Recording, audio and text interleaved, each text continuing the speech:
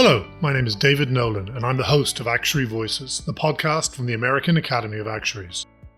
Today, I'm here with Ben Slutsker, who was recently appointed as Vice President for the Life Practice Area on the American Academy of Actuaries Board. Ben is an ardent volunteer and has been a member of various task forces and committees for several years, including the Separate Account Products Work Group and the Solvency Committee. Ben, welcome to Actuary Voices. Thanks, David. Thanks for having me. We usually start these with a bit of background about yourself. If you could introduce yourself and tell us a little bit about your background. Sure, David. I'm happy to. Thanks for having me. I'm Ben Slutsker. I am Vice President of the Life Practice Council for the American Academy of Actuaries. In addition to that, I currently serve as a member on the board of directors. I previously chaired the Annuity Reserves and Capital Working Group for the last few years before that, which was tasked with developing the principle-based reserving methodology for fixed annuities. And, I'm probably a member on like 10 Academy groups and an interested party in another 10. And on a more personal note, my partner and I recently welcomed our first child. She just turned 3 months. And in the same month that we had our first child, I also transitioned jobs and am now working for the Minnesota Department of Commerce as Director of Life Actuarial Valuation. Well, congratulations on both counts. I can't imagine a little bit about the stress you went through in that period, but I hope you can see the light at the end of the tunnel. Tell us why you became an actuary or how you became an actuary. Was it a very youthful thought, or was it something you sort of sidled into towards the end of your academic career? Yeah, I wasn't that aware of actuarial science while growing up. Like many actuaries, my interest started just in math. I recall using Kaplan computer programs when in elementary school. My spare time as a hobby to learn algebra and other mathematical lessons. And I'd ask my father, who's a technical engineer, to check my answers for me. But before, I'm judged too harshly for that, I will note that I grew up in the snowy state of Minnesota. So in the winter, there are limited things to do indoors, hence doing math in one's spare time. So I graduated high school and I attended Emory University in Atlanta, Georgia. Part of that move was to get out of the frozen tundra of Minnesota. But, I also was attracted to Emory University because they had a pretty neat business program. And I eventually decided to major in business with a concentration of finance. And while I always liked math, I didn't feel that I necessarily had, intuitive business skills to accompany that when it came to understanding companies or forming strategies, knowing management and communication. So I thought it would be a good complement for my interest in math. In terms of actuarial science, we've always had a family friend who was an actuary, and I just kind of knew of the word growing up, but I didn't think too much about it until, after my freshman year of college, I took a look at some sample problems with the first actuarial exam P.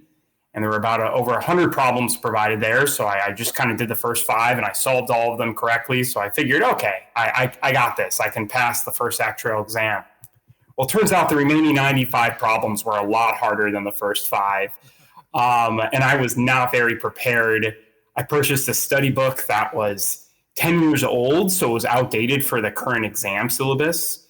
And I barely passed, getting the ideal score of 6, which is the minimum amount in order to actually pass the actuarial exam. And then, prior to the next summer, I searched every insurance company in the Fortune 500 that I could find. I actually individually looked at each of them and emailed each of them to see if I could get an internship. And I had an interview with both the Hartford and New York Life, and I interned at the Hartford that summer and New York Life the following summer, and eventually worked at New York Life for the next 10 years before transitioning to the Minnesota Department of Commerce. So you made it even more challenging than it was by buying outdated textbooks. That's setting the bar pretty high. Yeah, I didn't know what I was doing. I guess the story I hear from a lot of actuaries is they kind of back into the profession. Sometimes it's not always the case. Some of them know about it, but I actually had at my prior company, I interviewed a lot of intern candidates, and I probably interviewed hundreds over the years. And the first question I would ask them to kind of transition them into the interview and make them feel comfortable is, how did you get interested in actuarial science? And what I found was that my story didn't feel like it was very uncommon, as uncommon as I thought, where a lot of actuaries just, they're good at math and they know somebody who's an actuary, or they have a math teacher that points them in the direction, and they kind of end up taking exams and back into the profession. And from there sort of get interested. And I guess my story is fairly similar to that as well. Sure. I'm reminded of a former Academy president, Mary D. Miller. I did an interview with her a few years ago, and she became an actuary after she picked up a leaflet at a local school that described being an actuary as a very good career for a man. And she sort of was taken aback and said, I'm better at math than all the boys in my class. And as a challenge, she became an actuary, and I believe a very good one. Oh, that's a great story. Yeah. I think I remember seeing a couple-minute video. I think maybe it was through the Academy with Mary Miller kind of describing that type of story with women in the actuarial profession. And it was really inspiring. Yes, it is. We did that as part of our 50th anniversary 5 years ago. Yeah. Okay.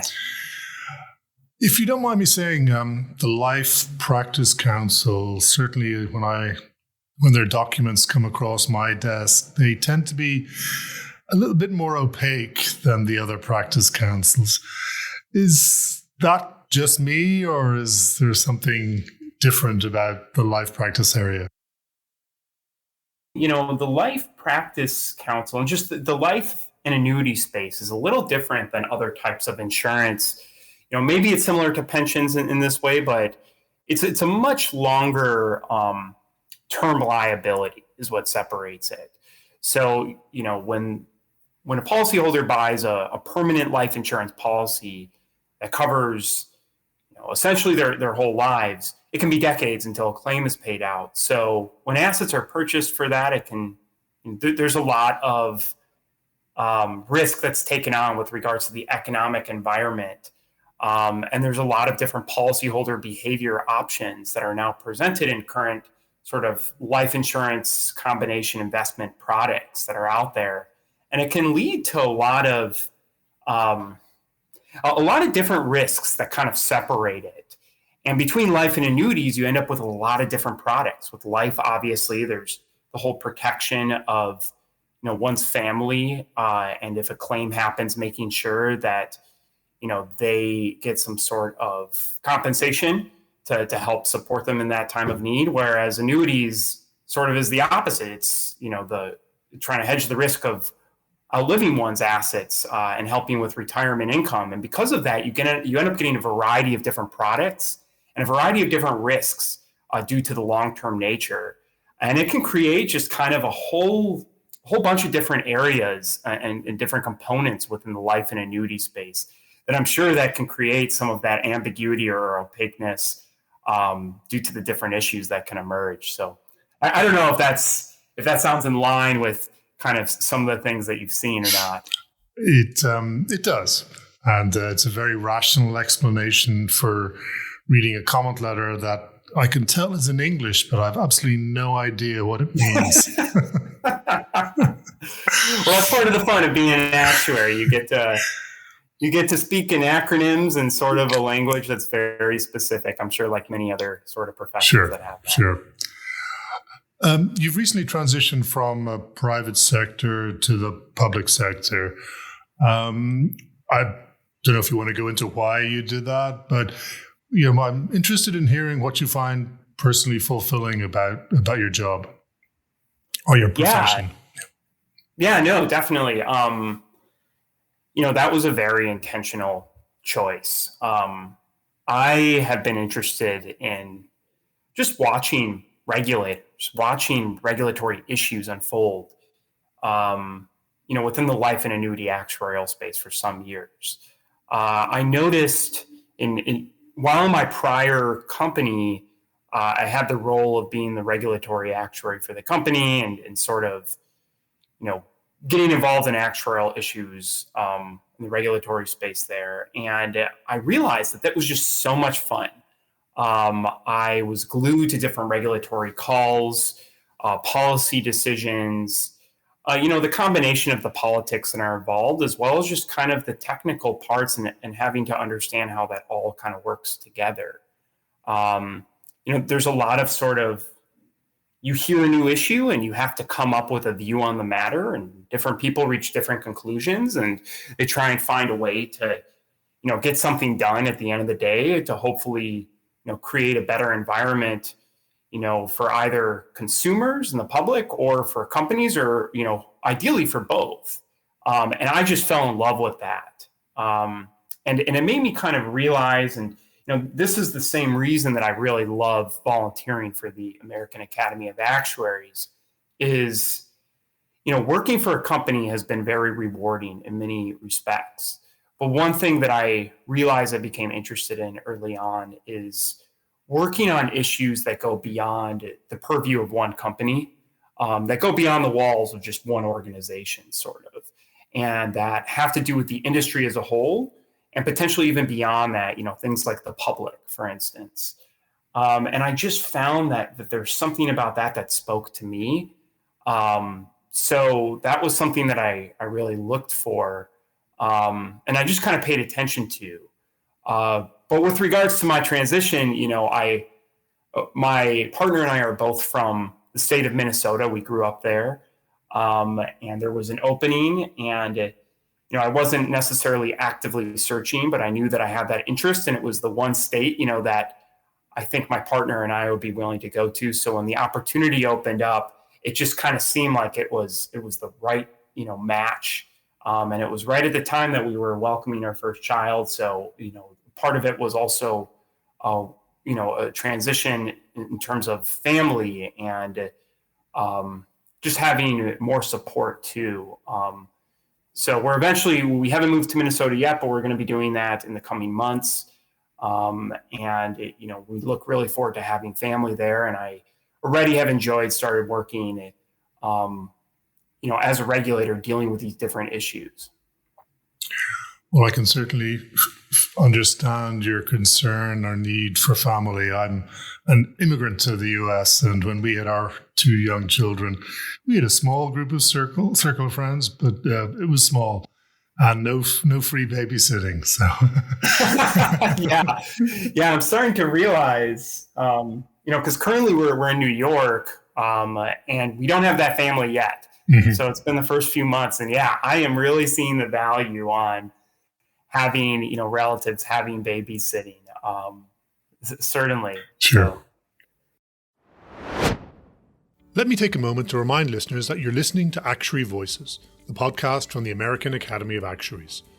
On this podcast, we talk to Academy volunteers and leaders about how they became actuaries and what inspires them about their work, both professionally and as an Academy volunteer. Please subscribe to Actuary Voices on your preferred podcast platform. You spoke about volunteering. Now, you have an extensive volunteer career, so to speak. And the primary part of it is vice president for the Life Practice Council and a member of the board of directors at the Academy. What are the challenges you face as a volunteer in that position? Yeah, so, there's a lot of interesting work that comes up in the position of, chairing the Life Practice Council and being VP. One thing is that I had a lot of knowledge and experience more on the solvency side of issues. I guess when I kind of frame the way how I'd frame it is the two big categories of actuarial issues, at least within the life and annuity spaces. You kind of have the solvency sort of back end issues of the finances of a company and whether it can get through a rainy day and how capital works. And then the other end of that, I'd classify as more new product pricing, consumers, product development, and sort of that end. And I had a lot of experience in the former, on the solvency end, but I didn't as much on the sort of new product development and consumer angle. So one challenge that I had, and I currently am still working on, is different groups and issues that come up in areas that I haven't had that much experience in, and learning, so to speak, how to learn, right? Like when an issue comes up, knowing what resources that I have, where to go, how to start figuring out the issue, understanding the degree to which I'm able to rely on others, to which, I can give a call to somebody, or I can just look for an article, or sort of, really dig into the issue from ground up as I need to. And there are plenty of consumer facing issues, especially in the life and annuity space right now, across all the practice areas. There's a lot going on with regards to unfair discrimination right now. In the life space specifically, there's a lot of discussions about accelerated underwriting and how AI and predictive analytics affects that. And there's a lot of questions that come up with regards to that. And it's not always easy issues to navigate. So kind of learning those has been one particular challenge, I would say, in the Life Practice Council. But also that has its benefits as it's an education, as you say, in new areas. And I'm sure that will help you in your new role in Minnesota. Yeah, it's certainly been an enriching experience, both with regards to learning the substance of issues, as well as just relationships, just getting new relationships with people who are more experts in those areas. Learning it itself and the inherent knowledge is very rewarding. And then kind of the relationships are just the area that, I haven't always thought about, but I found incredibly rewarding and beneficial as I've taken on new challenges. And how did you start off as a volunteer at the Academy? Were you marched into a position by some well-meaning mentor? It sounds like that's the pretty frequent response. It is funny because I guess the person who comes up for me is Liz Brill. She's currently the chief actuary at a New York life insurance company. She was previously on the Academy board of directors. She's one of those people who can kind of do it all. She's a lawyer and she's an actuary. And she was very involved in Academy volunteering and regulatory work. So, I wouldn't say that she necessarily, pushed me into anything. It's just kind of watching her made me become more interested.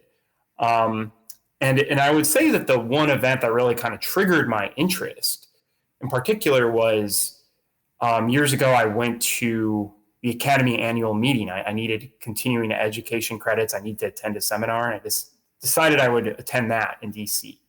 And I just fell in love with the atmosphere. It was kind of this mixture of policy and actuarial elements that I just found kind of brought some sort of liveliness sort of within me and some passion. And it made me take a step back about my career and I wanted to achieve. And I spoke about this earlier, but there's a lot of excitement in thinking about career aspirations with regards to one company and sort of vertically, through promotions, through increasing levels of responsibility and management.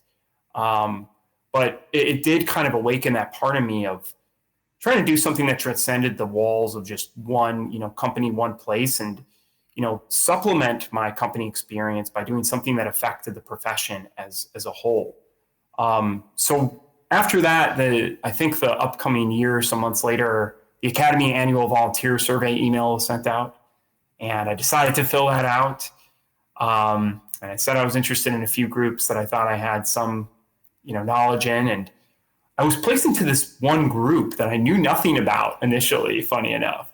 It was chaired by Randall Stevenson, and it was charged to develop a practice note with actuarial considerations for risk-focused examinations. So that's like regulator sort of examinations of a company and how actuaries go about, doing that. And I knew nothing really about the examination process. So it was the first time I learned about what the role of a regulator is. And it was the small group with all these other, names I've heard about before of regulators from other states. And I was honestly a little starstruck and just impressed with all the different discussions. And from there, it just kept on going. I participated in the PBR implementation work group, which was chaired by Donna Claire at the time, who encouraged me to take on a variety of assignments. And I also became involved in the Life Reserves work group, watched Dave Navy and others, launch a whole bunch of different projects. And from there, it just kept on going. I chaired a bunch of different practice notes related to PBR, and joined other groups, and eventually chaired the Annuity Reserves and Capital Work Group, which was sort of the thing I did before becoming VP of the Life Practice Council. That's a veritable who's who of high-flying people in the life practice area that you've worked with over the years. That's pretty impressive. Yeah. And I do want to say we may take your kind words about the annual meeting and use them in some marketing for later in the year.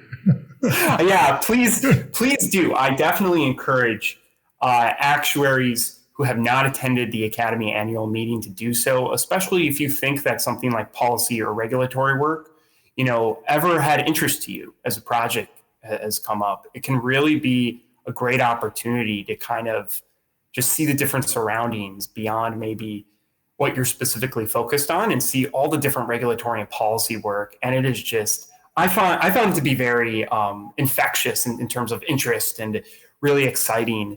And I certainly felt like I got, that in me. It kind of lit this fire. So I encourage others to take the opportunity to see if it does the same for them. From your lips to their ears. Well, we talked a little bit about the challenges and opportunities around the volunteering work you do. Looking more broadly now, what challenges and opportunities do you see for the profession as a whole in the coming years? Yeah, so I think that for the profession in general, I've been speaking about principle-based reserving or PBR, and I think that it's a really large opportunity for actuaries in the life and annuity space. So U.S. state reserving requirements are continuously going in the direction of trying to more accurately evaluate actuarial risks, sort of have a customized level of reserve amounts that's appropriate for each company, set of products, and economic environments.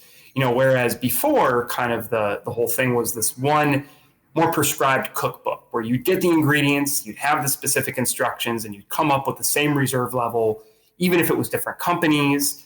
It could be different situations, different levels of risk, and you kind of come up with the same reserve. But now with PBR, there's just a greater level of sophistication that's being introduced with it that has, certainly advantages in, like I said, customizing risks, making sure that the reserves that are held are very specific and kind of take a look at the uniqueness of a situation with regards to risks for a life and annuity block. It also has the challenges of using more actuarial judgment and professional judgment in order to accomplish that, as well as having a heavier process in terms of regulatory review. So all of that I see as an opportunity for actuaries. I think that it certainly introduces a lot of potential jobs and roles in the coming decades. And I really see PBR increasing more and more. Right now, there's PBR for life insurance. There's PBR for variable annuities. I was working on that Academy group that I mentioned that was proposing PBR for fixed annuities. And that kind of would complete the picture of PBR for life and annuities in this space. And then there's even on the required capital level, which is for reserving sort of for holding capital for very adverse situations in the tail of a risk distribution. There's principle-based approaches that are being used for that currently for variable annuities, and to some extent for single premium life and annuities. And that could be an area that also emerges too in the coming years or decades for principle-based approaches there. So with all of that, actuaries have to use more judgment, figure out, how to come up with a prudent assumption for mortality, for policyholder behavior, different considerations on the asset side. And I think that, it's an obstacle, but also a huge opportunity, both with regards to employment and importance for the actuarial profession in U.S. policy. Sounds good. Good.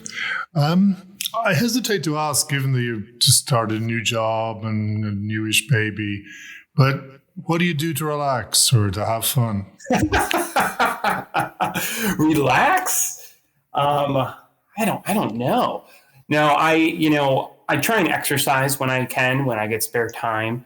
I like to read a lot. I have an interest in, space and physics, and read a lot of articles related to that topic. I'm very much an amateur. I'm not even an amateur. I'm just kind of, somebody from the side who just sort of has a general interest in the area and reads it. And I have a few different podcasts that I listen to with that. So it's pretty neat. Right now, I feel like there's a lot of developments that are going on in terms of, space exploration, new technology that's coming out. Obviously, for those who've read any of these kind of science articles in the mainstream media, would have seen the announcement about the James Webb telescope that was launched. So it's like a mid-infrared telescope that's being launched in space, at a Lagrange point, meaning that it's like this gravitational well.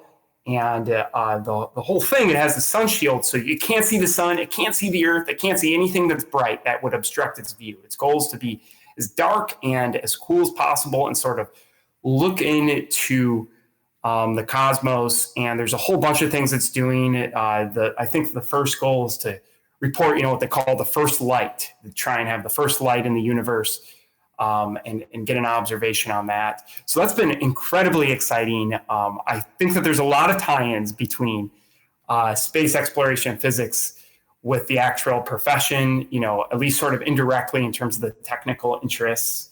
And a lot of issues, I find that things I hear about on some of these space podcasts, I kind of relate in my head as sort of analogies when I find different actuarial issues.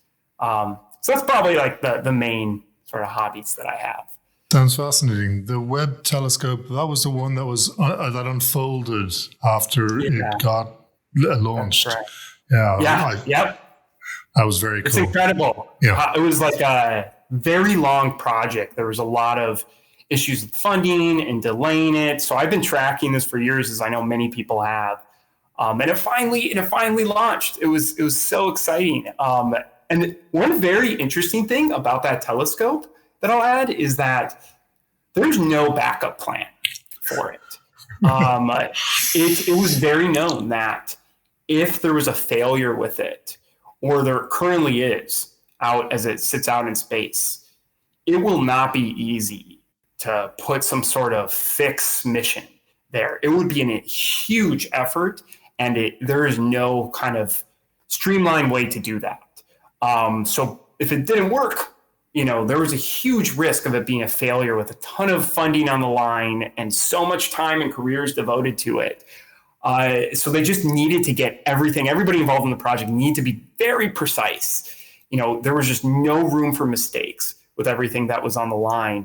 And so far, my understanding is that there haven't been any issues or hitches with it. But I just think that is a fascinating issue where there just wasn't room for mistakes.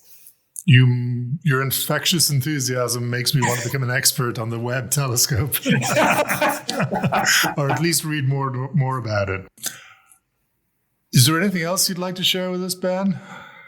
Yeah, there's one other thing I just kind of want to mention for actuaries that are looking to get involved in the academy, and maybe even more generally that are at earlier parts of their career. Maybe are kind of finishing up exams or recently have done so and are thinking more about how they want to grow their careers. One challenge I didn't mention before with the LPC, but I think I had in general is about building confidence and how to do that, especially at that stage in one's career. Speaking in meetings primarily, I just felt sometimes that, there were so many others who knew more than I did.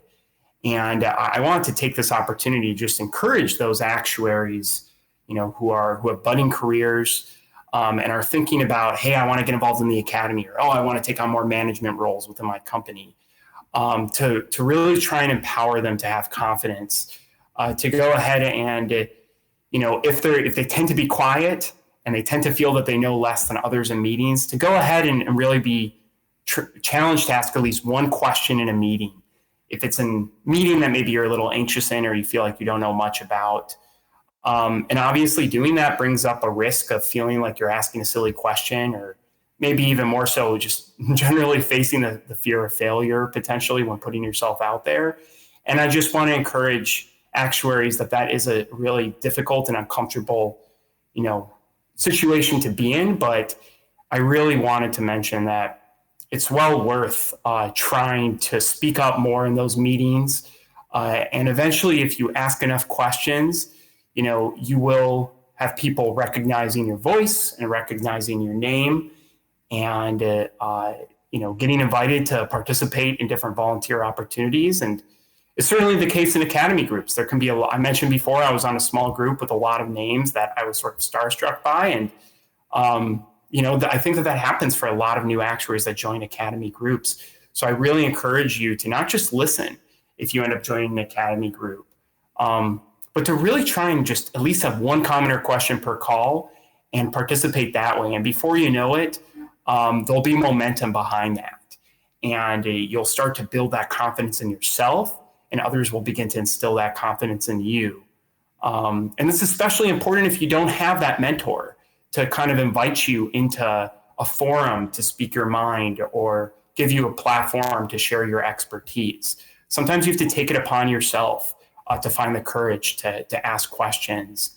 And that's just something that I really, would like to see more young actuaries do. And as they get more involved in the academy and advance their careers. So I just kind of wanted to say that, because that was something that I felt, really strongly about, and had personal experiences with myself. So yeah, that's just something I wanted to share. Well, we will conclude with that incredibly valuable advice. Thank you very much, Ben. It's been an absolute pleasure chatting with you today. Thanks, David. Thanks for having me. I've been in conversation with Ben Slutsker, Vice President for the Life Practice Area on the American Academy of Actuaries Board. My name is David Nolan, and I'm the host of Actuary Voices, the podcast from the American Academy of Actuaries. Please visit our website, actuary.org, for a wealth of information about the work that the Academy does. You can follow us on Facebook, Twitter, and LinkedIn as well. And of course, please subscribe to this podcast on your preferred podcast platform.